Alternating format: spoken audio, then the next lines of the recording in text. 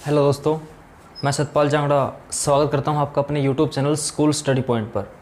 तो दोस्तों, हमने पिछली क्लास के अंदर हरियाणा के समाचार पत्र पत्रिकाएं पढ़ी, अच्छे तरीके से पढ़ी थी।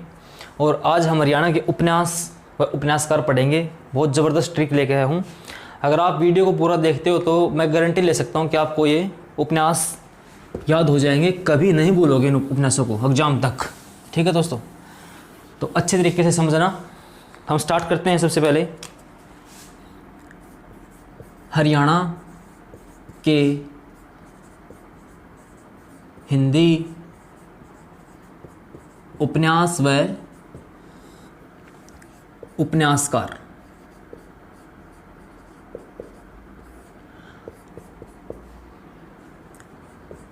हरियाणा के हिंदी उपन्यास व उपन्यासकार। तो सबसे पहले हम स्टार्ट करते हैं कि हरियाणा का प्रथम उपन्यास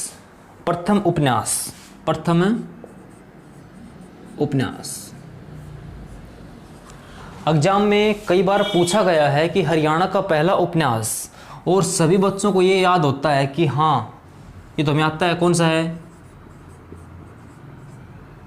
झाड़ू फ्री। ये हरियाणा का पहला उपन्यास है झाड़ू फ्री। झाड़ू फ्री के उपन्यासकार कौन थे? जिसने झाड़ू फ्री उपन्यास लिखा वो थे राजा राम शास्त्री। कौन थे? राजा राम शास्त्री। और दोस्तों, जो ये मतलब झाड़ू फ्री है ना, ये हरियाणा का प्रथम हरियाणवी उपन्यास है। प्रथम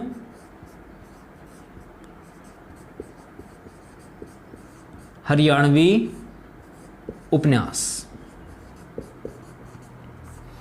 हरियाणा का प्रथम हरियाणवी उपन्यास झाड़ू फ्री, राजा राम शास्त्री। इसके बाद हम बात करते हैं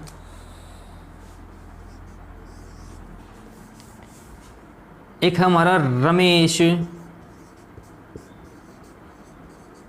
चंद्र जैन। रमेश चंद्र जैन, इसका उपन्यास कौन सा था? मेहंदी रचे हाथ। हमारे हरियाणा के अंदर कई बार बोला जाता है कि जा मेहंदी लेके आ। किसकी दुकान से लेके आ? रमेश की दुकान से लिया मेहंदी, या जैन की दुकान से लिया मेहंदी लेके आ। तो हम इसको याद कर सकते हैं कि जा रमेश की दुकान से मेहंदी ले आ। तो मेहंदी रचे हाथ रमेश चंद्र जैन। मेहंदी रचे हाथ रमेश चंद्र जैन। और हरियाणा का प्रथम उपन्यास कौन था? झाड़ू फ्री, प्रथम हरियाणवी उपन्यास। हरियाणवी भाषा के अंदर लिखा गया था यह उपन्यास। राजा राम शास्त्री द्वारा यह लिखा गया।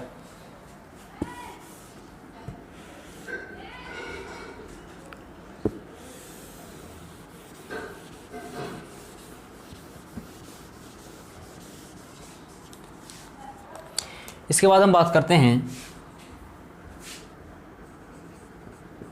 लाल धूप। जब सर्दी के अंदर हम ट्रिक बनाते हैं इसकी, कि सर्दी के अंदर जब सुबह सुबह धूप निकलती है, तो हम किस तरफ भागते हैं? खुले मैदान की तरफ, क्योंकि वहाँ पे धूप थोड़ी अच्छी लगती है। तो धूप खुले मैदान के अंदर हम जाके बैठ जाते हैं। फिर वो जो मैदान की जो धूप लगती है वो अमृत जैसी हमें लगती है। तो इसको हम याद करेंगे,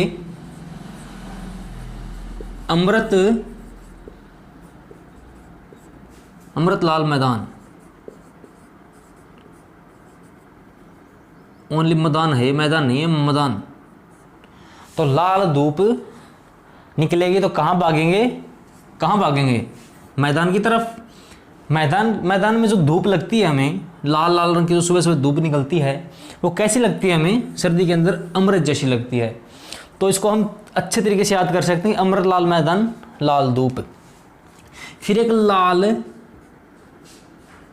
लाल पसीना है, लाल पसीना, लाल धूप और लाल पसीना, लाल पसीना किसका है?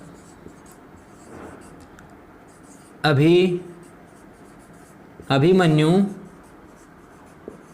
अनंत। अभिमन्यु इसने कुरुक्षेत्र की लड़ाई लड़ी थी, मतलब अभिमन्यु ने लड़ी थी।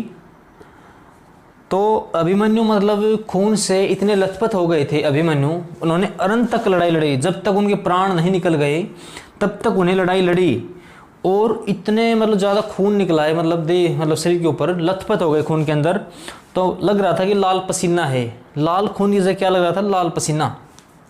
अभिमन्यु खून में पूरी तरह लथपथ, और लग रहा था कि मानो ये लाल पसीना हो। तो ये ट्रिक हमें इसमें लगा सकते हैं।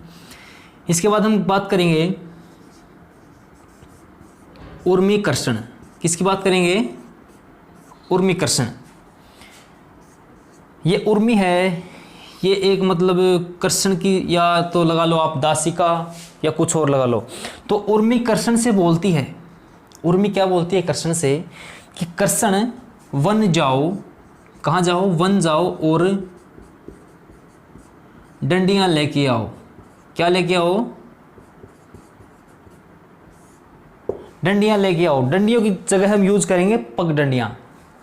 तो उर्मी कर्षण से बोलती है कि वन जाओ और पगडंडियाँ लेके आओ या डंडियाँ लेके आओ। तो इसको हम इससे याद कर सकते हैं। फिर है हमारा एक कर्षण बाछल। कर्षण बाछल। तो कर्षण बाछल, बाछल के हम अंदर एक छल शब्द पकड़ते हैं। छल। छल क्या होता है? छल होता है कपट या मतलब धोखेबाजी। क्या होता है? धोखेबाजी। जो पाकिस्तान के आतंकवादी हैं वो हमारे जो मतलब सैनिक है, भारतीय सैनिक हैं, उनके ऊपर कई बार वो मतलब धोखेबाजी से अटैक करते हैं, तो उसके अंदर हमारे मतलब जवान शहीद हो जाते हैं। तो हमें इससे याद रखना है कि छल हो गया मतलब धोखेबाजी हो गई तो क्या हो गया? हमारा शहीद हो गया भारतीय सैनिक। तो अमानत एक शहीद की, मतलब हमें एक शहीद की अमानत समझनी चाहिए कि शहीद क्या होता है। उसने मतलब क्या छल से मारा गया है या मतलब वीरता से मारा गया है। तो इसको हम याद करेंगे कर्षण बाछल से। छल धोखेबाजी, अमानत एक शहीद की।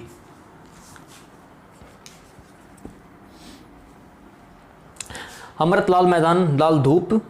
अभिमन्यु लाल पसीना। उर्मी कर्षण वन और पगडंडियाँ। उर्मी बोलती है कर्षण से वन जाओ और पगडंडियाँ लेके आओ।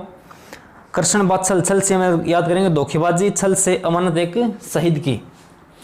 लाल मैदान, लाल धूप सुबह निकलती है सर्दी के अंदर तो मैदान की तरफ भागते हैं। मैदान में हमें धूप कैसी लगती है? अमृत जैसी लगती है। लाल पसीना, अभिमन्यु ने लड़ाई लड़ी अनंत तक, और खून में मतलब इतने लथपथ हो गए थे कि लग रहा है कि मैं लाल खून की जगह लाल पसीना आया हुआ हो।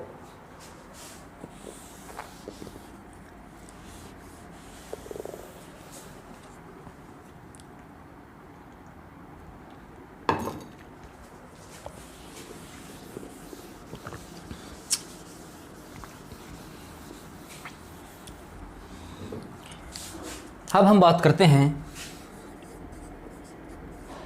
कर्षण मदहोश। कर्षण मदहोश कौन होता है? मदहोश कौन होता है? जिसको होश ना हो। क्या हो? जिसको होश ना हो। मतलब हमारे जो कृष्ण थे, कृष्ण भगवान जो थे, वो मतलब राधा जी के प्यार में, प्रेम में मतलब इतने पागल हो गए या मदहोश हो गए, मतलब उन्हें होश तक नहीं था। वो प्रेम के अंदर मतलब क्या हो गए थे? प्रेम के अंदर क्या हो गए थे? वे अंधा सफर। क्या हो गए थे? अंधा सफर। मतलब जो उनका सफर था वो एक अंधा सफर हो गया था। किसका? कर्षण मदहोश। मदहोश मतलब जिसको होश ना हो। अब किसी को होश ना होगा था उसके लिए सफ़र क्या होगा? एक अंधा सफ़र होगा। उसको ये तो पता नहीं है कि मतलब कहाँ चलना है, किस तरफ मुड़ना है, किस तरफ चलना है तो अंधा सफ़र होता है किसके लिए, जिसको होश ना हो, मद होश। तो कृष्ण मद होश अंधा सफ़र।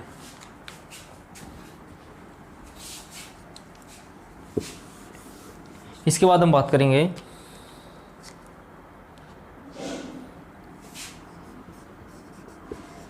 राजकुमार निजात। किसकी बात करते हैं हम, राजकुमार निजात। राजकुमार कौन होता है, एक तो मतलब रानी का जो मतलब राजा होता है वो राजकुमार होता है। एक जो माता होती है हमारी, माता का पुत्र, माता के लिए क्या होता है, एक राजकुमार होता है उसका।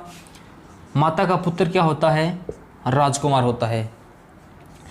तो माता बोलती है कि हमारे जो राजकुमार हैं वो ही हमारे अपने हैं, प्राय हमारे अपने नहीं हैं, हमारे अपने ही अपने हैं। तो मतलब इससे करेंगे हम साए अपने अपने ही अच्छे होते हैं, साए अपने अपने अपने ही अच्छे होते हैं, साए अपने। माता का पुत्र, माता बोलती है कि जो हमारी मतलब राजकुमार जो हमारा मतलब पुत्र है, पुत्री है, वही हमारे अपने हैं, कोई पराया तो हमारा है नहीं। तो हम इस ट्रिक से इसको याद कर लेंगे।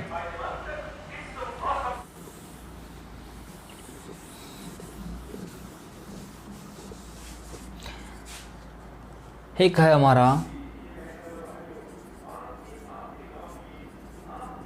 मधुकांत। मधुकांत का कौन सा है, गांव की ओर। मधु क्या होती है हमारी, मधु एक तो हमारी मक्खी भी होती है, एक मधुर आवाज़ होती है। क्या होती है, आवाज़। हम दोनों से इसकी ट्रिक बनाते हैं। मतलब जो हमारी मधुमक्खी होती हैं वो शहर से निकल गांव की ओर निकल पड़ी। कहाँ निकल पड़ी, गांव की ओर, क्योंकि शहर में ना फूल है ना बगीचे हैं, ज़्यादा तो मतलब गांव की तरफ ही हैं, फसल खेती, उसके अंदर मतलब मधुमक्खी बनारस से ले लेती हैं। तो मधुमक्खी शहर से निकल किस तरफ निकल पड़ी, गांव की ओर निकल पड़ी।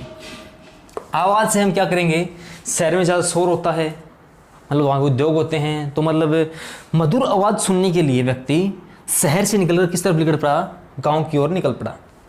कहाँ निकल पड़ा, गांव की ओर। तो इस ट्रिक से हम इसको याद रखेंगे।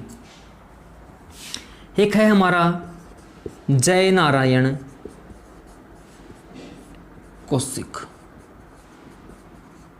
मतलब कि ना ओल्ड नेम है, जय नारायण कौशिक, जय नारायण कौशिक। हम इस ओल्ड नेम से ट्रिक बनाते हैं। ओल्ड क्या होता है, मतलब बूढ़ा। क्या होता है, बूढ़ा। ठीक है, मतलब एक बूढ़े व्यक्ति होते हैं, उन्हें क्या पता होता है, उन्हें मिट्टी का मोल पता होता है कि मिट्टी क्या चीज़ होती है।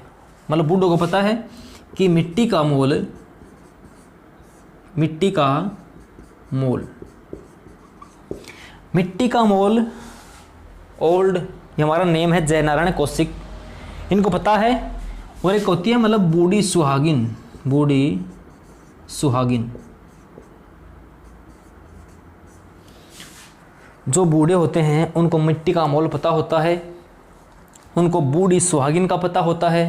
और जय नारायण कौशिक, हम इसको ओल्ड नेम से इसको कनेक्ट करेंगे और इसकी ट्रिक बनाएंगे। ठीक है,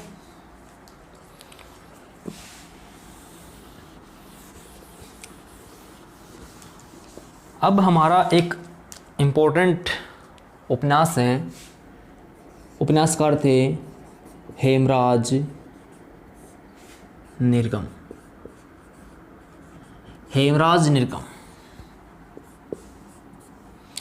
सबसे ज़्यादा उपन्यास लिखे इसने। क्या लिखे, सबसे ज़्यादा उपन्यास। इसकी हम ट्रिक बनाएंगे। मतलब हेमराज है, हेमराज जो है इसको हम लिखेंगे क्या, हेमराज से हम करेंगे यमराज। क्या करेंगे, यमराज। जब यमराज पृथ्वी के ऊपर आता है, किसी जीव या प्राणी की मतलब आत्मा लेने के लिए आता है, तो हम मान लेते हैं कि मतलब कोई पर्सनल व्यक्ति है, मान लो कोई पर्सनल व्यक्ति मतलब जो मतलब पॉपुलर हो, उसकी आत्मा लेने के लिए मतलब यमराज जी आ गए पृथ्वी के ऊपर। पृथ्वी पे आते ही उसकी आत्मा निकाल लेते हैं और उस जीव या आत्मा के रिश्ते पृथ्वी से टूट जाते हैं। क्या हो जाते हैं, टूटते बंधन, मतलब उसके बंधन टूट जाते हैं पृथ्वी से, उसके माता पिता से, उसके परिवार से, उसके गांव से, उसके देश से, उसके बंधन क्या हो जाते हैं, टूट जाते हैं। फिर क्या होता है, जो मतलब जिस जीव की आत्मा है, यमराज उसे बोलते हैं कि तुम अपने घर वालों, परिवार वालों, देश वालों को बोल दो कि मुझे भूल जाना। क्या हो जाना, मुझे भूल जाना, मुझे भूल जाना, मैं कभी वापस नहीं आऊँगा, मुझे भूल जाना। और यमराज जी प्रतीक्षा नहीं करते कभी किसी की, क्या नहीं करते, प्रतीक्षा। ये तो होता नहीं है कि किसी की आत्मा लेने आ गए और वो जीव या प्राणी बोल दे कि मैं थोड़ा खाना खा लूँ बाद में चलते हैं, ये तो होता नहीं है। तो प्रतीक्षा नहीं करते, आते हैं और ले जाते हैं। ठीक है, इसके बाद हम बात करेंगे सीप का मोती। सीप का मोती, जो जीव की आत्मा होती है वो यमराज के लिए एक सीप का मोती होती है। क्या होती है, सीप का मोती है, मोती होती है। इसके बाद हम बात करेंगे तरासे हुए पत्थर, मतलब जो जीव जिसकी आत्मा मतलब यमराज जी ले जाते हैं, तो जो पीछे लोग बचते हैं वो उस जीव के मृत शरीर को कैसे देखते हैं, तरासे हुए पत्थर की तरह देखते हैं उसको। तो तरासे हुए पत्थर की तरह देखते हैं। एक है हमारा फिर लाल बहादुर। यमराज जी बोलते हैं कि मैंने जिस तरह आपकी आत्मा निकाली है वैसे मैंने लाल बहादुर की भी आत्मा निकाली थी। ठीक है, क्या निकाली थी, लाल बहादुर की आत्मा निकाली थी। उसके बाद है जाल और मुक्ति, मतलब यमराज जी उस आत्मा को ऊपर ले जाते हैं। ऊपर ले जाने के बाद या तो उस आत्मा को मुक्ति मिल जाएगी, क्या मिल जाएगी, मुक्ति, या उसे जाल के अंदर डाल दिया जाएगा। अच्छे कर्म होंगे तो मुक्ति मिल जाएगी, बुरे कर्म होंगे तो उसको जाल के अंदर डाल दिया जाएगा। और फिर क्या बोलते हैं यमराज जी कि वसंत फिर से आएगा। वसंत की जगह हम यूज करेंगे यमराज, मतलब यमराज बोलते हैं कि वसंत फिर से आएगा, मतलब यमराज फिर से आएगा, वो आत्मा ले गया अब फिर से आएगा। तो सारा जो इनकी जो सारे उपन्यास हैं वो कनेक्ट होते हैं सिर्फ यमराज से। किससे होते हैं, यमराज से। टूटते बंधन, मतलब बंधन टूट जाएंगे उस जीव की आत्मा का, मुझे भूल जाना, उसको भूल जाएंगे, प्रतीक्षा नहीं करता यमराज किसी की। सीप का मोती होता है उस जीव की आत्मा यमराज के लिए, क्या होता है, सीप का मोती। तरासे हुए पत्थर, मतलब जो आत्मा निकलती है उसको लोग तरासे हुए पत्थर की तरह देखते हैं। लाल बहादुर, यमराज जी बोलते हैं कि जिस तरह मैंने आपकी आत्मा निकाली है वैसे मैंने लाल बहादुर की भी आत्मा निकाली थी। ठीक है, जाल और मुक्ति, जो ऊपर आत्मा जाती है यमराज के साथ, या तो उसको मुक्ति मिल जाती है या उसको जाल के अंदर डाल दिया जाता है। वसंत फिर से आएगा, यमराज जी बोलते हैं कि वसंत फिर से आएगा, मानो कि यमराज फिर से आएगा। तो ये थे हमारे हेमराज निर्गम के उपन्यास। इसके बाद हम बात करेंगे मोहन चोपड़ा की। उनके उपन्यास भी बहुत ज़्यादा हैं, वो करेंगे, ट्रिक से करेंगे उसको भी।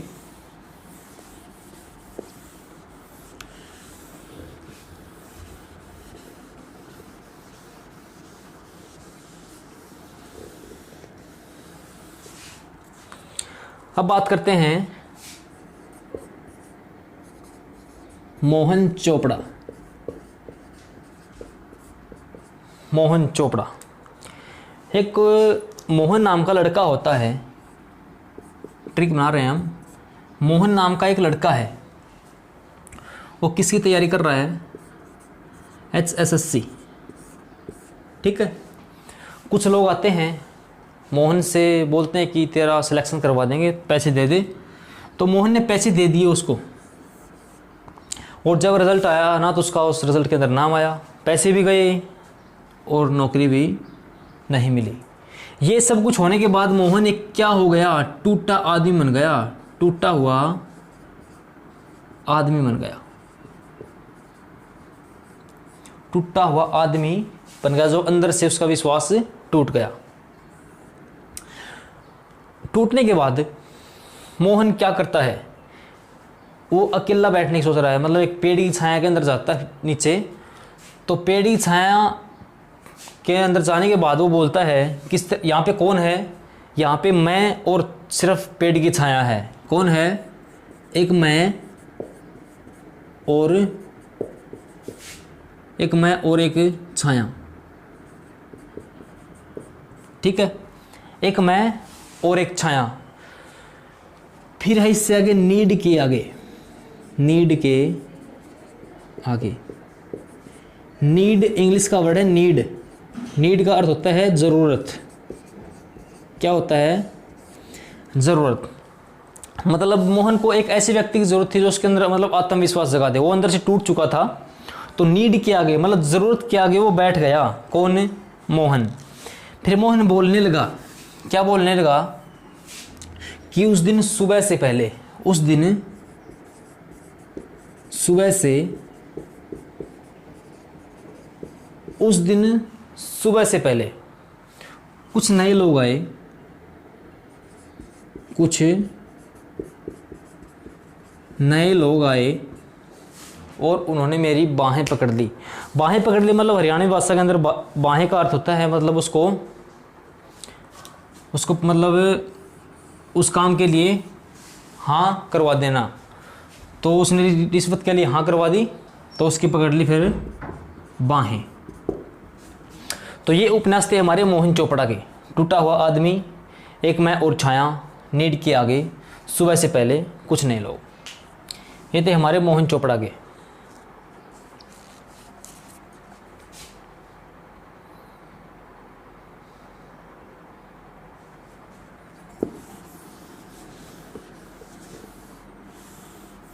मोहन चोपड़ा, टूटा हुआ आदमी, एक मैं और छाया, नीड के आगे, सुबह से पहले, कुछ नए लोग, बाहें। इसके बाद हम बात करते हैं डॉक्टर शशि भूषण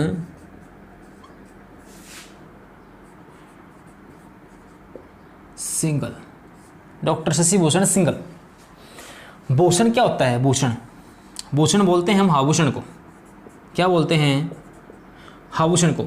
मतलब डॉक्टर शशि को एक आभूषण का मटका मिल गया जमीन के अंदर। क्या मिल गया, आभूषण का मटका मिल गया। और आभूषण का मटका मिलने के बाद उसने सभी से बोलना छोड़ दिया, सभी से रिश्ते तोड़ दिए। सोच रहा था सिर्फ मैं अकेला रहूं, मेरे पास पूरा धन है, अब मैं किसी से नहीं बोलूँगा। मतलब उस समय उसके अपने भी क्या हो गए, पराये हो गए, अपने भी अपने पराये हो गए। क्योंकि भाई धन मिल गया ना एक मटका, किसको, डॉक्टर शशि को। अपने पराये, अपने पराये होने के बाद वो अपनी मनचाही राहों पे चलने लगा। मतलब जानी अनजानी राहें। डॉक्टर शशि भूषण सिंघल, जानी अनजानी राहें। मतलब आभूषण मिलने के बाद कभी वो वहाँ जाता, कभी वहाँ, मतलब धन मिल गया ना, तो जानी अनजानी राहों पे वो चलने लगा।